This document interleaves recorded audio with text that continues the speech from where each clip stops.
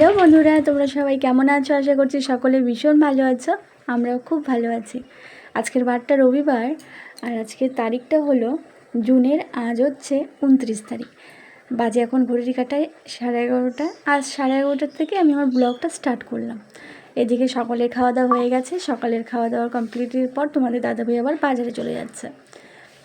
আর এখানে মাম্মাম সোনা একটু বসেছে, আজ তার বাবার সঙ্গে যাবে সোনা বাবা। আর আমি মাম্মাম সোনাকে এখন নামিয়ে নেব। টাটা দাদু টাটা দিয়ে দিন।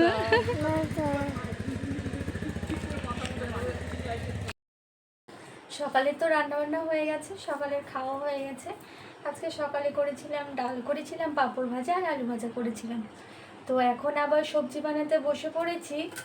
এই যে এখানে আজ যেহেতু সানডে, আর সানডে মানে চিকেন বা মাটন। আর আমাদের মাটন খাওয়া পুরোপুরি এখন বন্ধ হয়ে গেছে, কারণ ছেলে একদমই মাটন খেতে পছন্দ করে না। আর মাম্মাম শোনাম না, মাটন খেতে পারে না ও। তো এবার চিকেনটাই খেতে পারে। এবার ও সবসময় চিকেন চিকেন তারপরে মাংতো করতে থাকে। তো সেই কারণে মাটনটা খাওয়া মানে এক প্রকার ভুলেই যাচ্ছি আমরা। আর মাটনটা খেলে তোমাদের দাদাভাইয়ের অস্ত্রতা বেড়ে যায়। চলে এসেছে তোমাদের দাদাভাই, চলো গেটটা খুলে দিই। তাকে অফ করে যা যা কাজ ছিল সেগুলোকে করছিলাম। আর দেখো তোমাদের দাদাভাই চলে এসেছে। তা আবার আমি ক্যামেরাটাকে অন করলাম। আজ আমরা যাব বাবার বাড়ি। তো সে কারণে তাড়াতাড়ি করে এই কাজবাজগুলো করে নিচ্ছি। আর রবিবার মানে আমাদের খুবই ব্যস্ততা। তো এই রবিবারের দিন কোথাও বেরোনো মানে অনেক চাপে। আর তোমাদের দাদাভাই যে বাজারে এনেছে, এক এক করে সব আমার হাতে দিচ্ছে আর আমি নিচ্ছি। আর চলো, আমি এদিকে দেখছিলাম, এদিকে মাংসটা হ্যান্ডেলেই আজকে বাড়িয়ে নিয়ে এসেছে। তো যেহেতু এদিকে অনেক সবজি বাজার নিয়ে এসেছে, ছোটো ব্যাগ নিয়ে গেছিলো আজকে।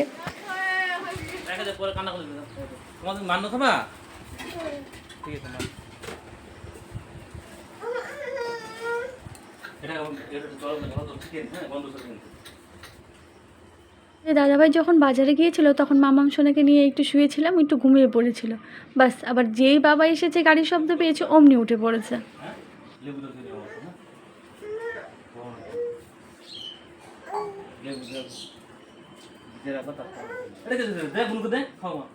আমার বরের মধ্যে একটা ট্যালেন্ট আছে বলতেই হবে। এমনভাবে বলে দিচ্ছে যেন রান্নাটা করে দিচ্ছে। রান্নার রেসিপিটাকে আমাকে বলে দিল যে এভাবে এটা করবে, এভাবে এটা করবে। অতএব কিন্তু রান্নার ধারে কাছেও যায় না, কোনো দিন একটু রান্না করেও খায় না। হ্যাঁ, মাঝে মধ্যে 2-1 দিন করেছিল, তো সেটাও একটা কারণ ছিল করার। আর এদিকে মাংস এনেছে, আমি এদিকে মাংসটা ধুয়ে নিচ্ছি। আর ওদিকে আমি রসুন আলু মাংসের জন্য যা যা লাগে সমস্তটা রেডি করে নিয়েছি। শুধু এবার মশলাটা পেস্ট করে নিলেই হয়ে যায়। আজ তাড়াতাড়ি করে সমস্ত কাজগুলো করে নিচ্ছি। ভাত ডাল তো হয়েই গেছে, শুধু এখন মাংসের তরকারি আর একটা ভাজা করব, হয়ে যাবে।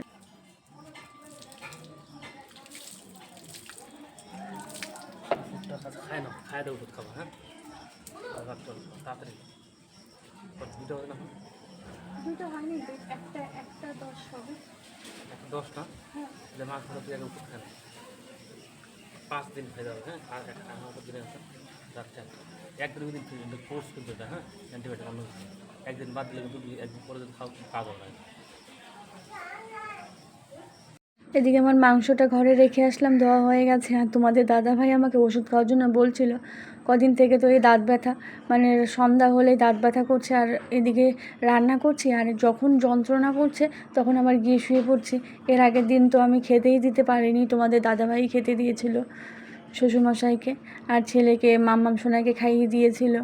মানে এত পরিমাণে ব্যথা ওঠে না, মানে ব্যথা উঠলে মানে থাকতেই পারি না। মানে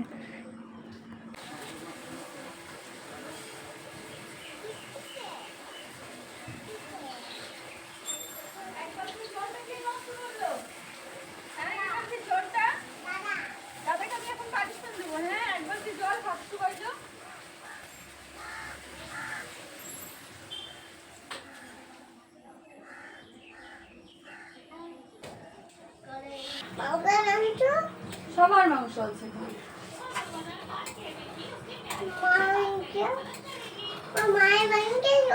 সবার সবার।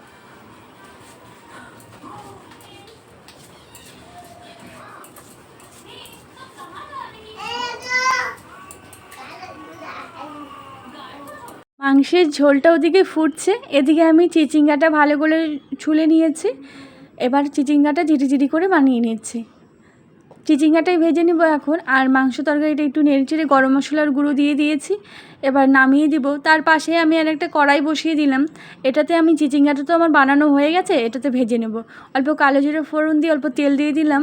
এবারে কড়াইটা একটু গরম হতে থাক। এদিকে আমি এই যে সবজি বাজার এনেছে তোমাদের দাদাভাই, এগুলোকে ব্যাগেই আছে, তো এগুলোকেও এখন আমি ফ্রিজের এই যে ট্রেটা নিয়ে এলাম, এবার ট্রেটার মধ্যে রেখে দেবো। আর আগের কিছুটা পরিমাণে আদা আছে, তো সব সবজি আমি একা একা এখন ট্রে রেখে দেবো। আর তোমাদের দাদাভাই এদিকে ছেলেকে স্নান করিয়ে দিচ্ছে, মেয়েকেও স্নান করিয়ে দিয়েছে। মেয়েকে স্নান টান করিয়ে মুছিয়ে টিপ টিপ পরিয়ে দিয়ে কার্টুন চালিয়ে দিয়েছে। মেয়ে তো আর ঘরে থাকছে না, একবার বারান্দা, একবার ঘর, একবার রান্নাঘর, এরকমটাই করছে। আর আমি রান্নার পাশাপাশি এই যে ঘরের এগুলো সমস্ত কাজ করে নিচ্ছি। সব সবজি ওঠানো হয়ে গেছে, এবার চলে এলাম ঘরে। এই যে ফ্রিজে একে একে সব সবজি রেখে আবার রান্নাঘরে যে আলু পেঁয়াজ রসুন এগুলোও ছিল, এগুলোকেও ঢেলে রাখলাম। এবার চিচিঙ্গাটা ভালো করে আরেকটু তেল দিয়ে নাড়াচাড়া করে নিচ্ছি। ওদিকে মাংসটা নামিয়ে দিয়েছি, চিচিঙ্গাটা বসিয়ে ঘরে চলে এলাম। বিছানাটাকে টান টান করে চাদরটাকে পেতে তারপরে আবার এই যে ঘরটা ভালো করে ঝাড় দিয়ে নিচ্ছি। ঘর বারান্দা সম্পূর্ণ এখন ঝাড় দেবো। আর শ্বশুরমশাই স্নান করে ঘরে চলে এসেছেন, শ্বশুরমশাইকে খেতে দেবো। আর ছেলে যেহেতু স্নান হয়েই গেছে, গাটা মোছাচ্ছে তোমাদের দাদাভাই, তো ভাবলাম চলো তিনজনকে একসঙ্গেই খাবারটা দিয়ে দিব। আর মামাম সোনাকে আমাকে যেহেতু খাওয়াতেই হবে, তো এই দেখো এরই মাঝে আবার জল দিতে চলে এলো দাদাটা। তো আমি এদিকে জারটা দিয়ে দিলাম দাদাটাকে। আর এই দেখো চিচিঙ্গাটা অনেকটাই হওয়ার মধ্যে। এবার দাঁড়াও তোমাদের আমি মাংসের তরকারিটা দেখাচ্ছি। এই দেখো লাল লাল ঝাল ঝাল চিকেন। তো কি বলো তো, আমি কিন্তু খুব একটা ঝাল দিইনি। আমি যখন লবণটা দেখেছিলাম তখন দেখলাম না ঠিকঠাকই আছে, যেহেতু কাশ্মীরি লঙ্কার গুঁড়ো দিয়েছি সেই কারণে কালারটা একটু অমন হয়েছে। আর এই দেখো আমি ঘরটাও রান্নার পাশাপাশি ঘর বারান্দা সব কিছু কিন্তু পরিষ্কার পরিপাটি করে নিয়েছি। চলো তুমি সামনে থেকে সরো, যাও ঘরে যাও, আমি দাদার এখানে তোমার ভাত নিয়ে এসে যাবো।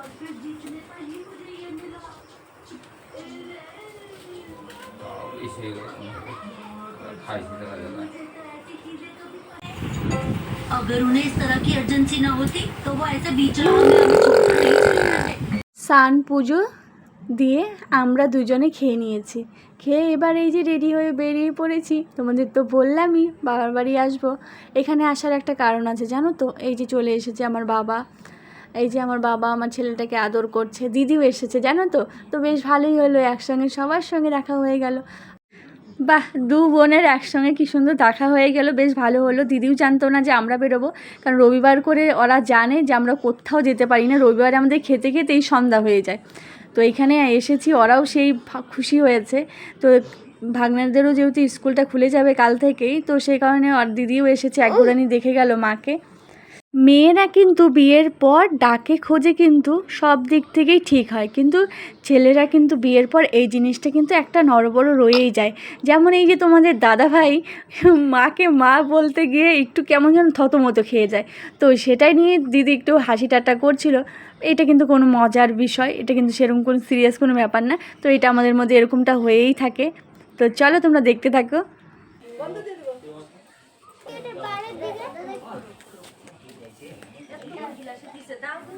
ও ভাই শোনো শোনো, ও আসো, শোনো ও আসছিল।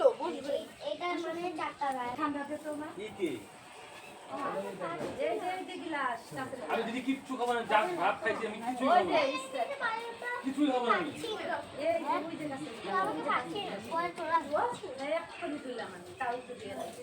আসলে জলে দিদি আমাকে বাইরে বিশ্বাস করা, আমি কিছুই খাবো না, খাইতে পারবো না।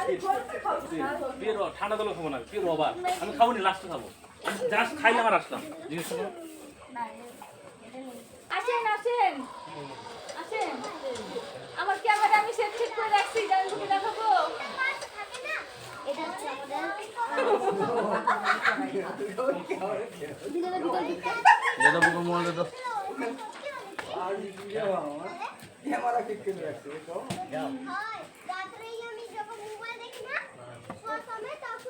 মার শরীরটা ভালো না জানো তো, এমনি ভালোই ছিল। বাজারে গিয়েছিল একদিন, বাজার থেকে আসার পথে পিছন থেকে টোটো একটা এমনভাবে মেরে দিয়েছে না, মা কোমরের সাইডে ভীষণ ব্যথা পেয়েছে। উঠতে বসতে মানে সব বিষয়ে অনেক কাজ করতে অনেক কষ্ট হচ্ছে। তো এর আগে তোমাদের দাদাভাই এসে দেখে গেছিলো, তো আমি আসতে পারিনি। তো আজকে আমি চলে এলাম। আর কি বলো তো, দুটো বাচ্চা নিয়ে তারপরে একা বেরোনোটা একটু কষ্টকর হয়ে যায়। তার মধ্যে তোমাদের দাদা ভাই আবার শ্বশুরমশাই থাকে, শ্বশুরমশাই খাবার টাবার সমস্ত কিছু দিয়ে বেরোনোটা না অনেক কষ্টকর। আর এই যে আমার ছোটো ভাগনা, তো আজকে এই যে তোমাদের দাদাভাইকে বললাম বাড়ি দেখতেই পেলে তোমরা, সমস্ত কাজ সেরে তারপর এই যে একটু চলে এলাম। একটু নিজের কষ্ট হলেও তো এইভাবে না হলে তো আর আশাও হয় না। আর এই যে দুই ভাই বোন মিলে এখানে একটু খুনসুটি করছিল, আর মাম্মাংসোনা এখানে নামার জন্য চেষ্টা করছিল, আর ভাগনা দেখো ও কোলে করে নিয়ে নামানোর চেষ্টা করছিল। এই দেখো আমি বলছিলাম বাবা তুমি নামো, আমি বুনুটাকে নামিয়ে দিচ্ছি। বললো আচ্ছা ঠিক আছে। আর এখানে এই যে দিদিও চলে এসেছে, বেশ ভালো হলো। এর আগে তো দিদি এসেছিল, তো আমি তখন আসতে পারিনি জানো তো। তো এইবার দুই বোন একসঙ্গে হয়েছি। তবে কি বলো তো, তাও না অসম্পূর্ণ কিন্তু রয়েই গেছে। এখানে 4 জন মানুষ থাকলে একদম পরিপূর্ণ হয়ে যেত। দাদা বৌদি ভাস্তি ভাস্তা, তো এদেরকে খুব মিস করছি, খুব খারাপ লাগছে। বলে না কোথাও না কোথাও পূর্ণতা গিয়েই আবার শূন্যতায় ভুগতে হয়। এই যে পরিপূর্ণ হয়েছি, তাও কিন্তু একটা শূন্যস্থান কিন্তু একটা রয়েইছে। তো এইটা না প্রতিটা ক্ষেত্রেই, প্রতিটা মানুষের ক্ষেত্রে এই জিনিসটা রয়ে যায়। তো হয় না, এই যেমনটা আমাদের ক্ষেত্রেই বলি, আমরা যেরকম কাজের ক্ষেত্রে তোমাদের দাদাভাই পরিবার থেকে অনেকটা দূরত্বে, সেরকম এই কাজের সূত্রে সকলেই কিন্তু অনেকটা দূরত্বে আমরা চলে যাই অনেক সময়। তারপরে এই যে জাম, মাকে একটু গরম জলে ছেঁক দিচ্ছিলাম, তো তারপরে আবার ভাবলাম চলো বাবাকে একটু জাম মেখে দেওয়া যাক। না ডিম ডিম ডিম লাগবে না গোটা, এটা গোটা ঠাকুর, ওটা ঠাকুর ঘর, এদিকে এসো।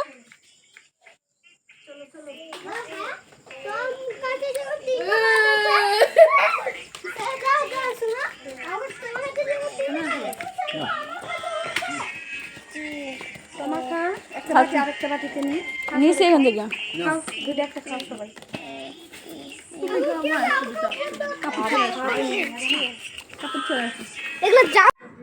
এক দুটো করে সবাই সবার মুখে দিয়ে দিলাম।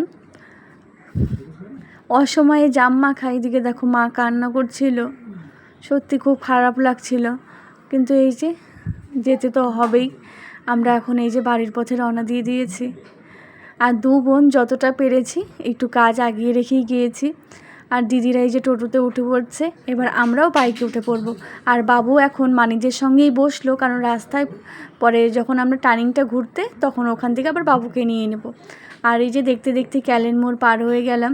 আমাকে বাড়িতে গিয়েও আবার একটু রান্না করতে হবে, যেহেতু শ্বশুরমশাই বাড়িতে আছেন।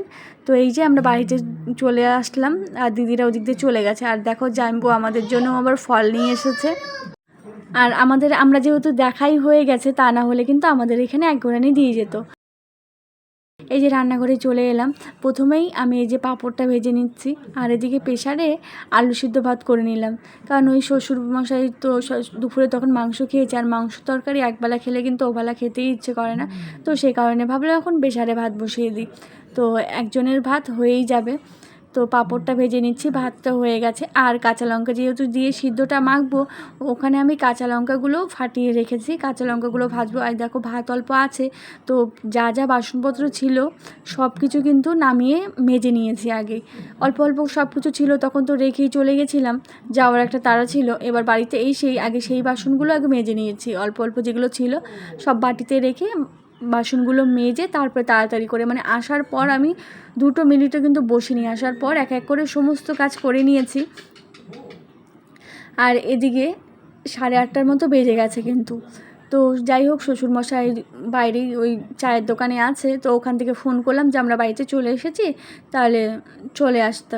বললো একটু পরে আসি। তো একটু পরে যখন আসছে, তো তার আগে আমি সমস্ত কাজগুলো করে নিলে বেশ ভালোই হবে। আসবে বাস, আসার সঙ্গে সঙ্গে খেতে দেবো, হয়ে যাবে। আমি তো বাড়িতে এসে হাত মুখ ধুয়ে রান্নাবান্না শুরু করে দিয়েছি।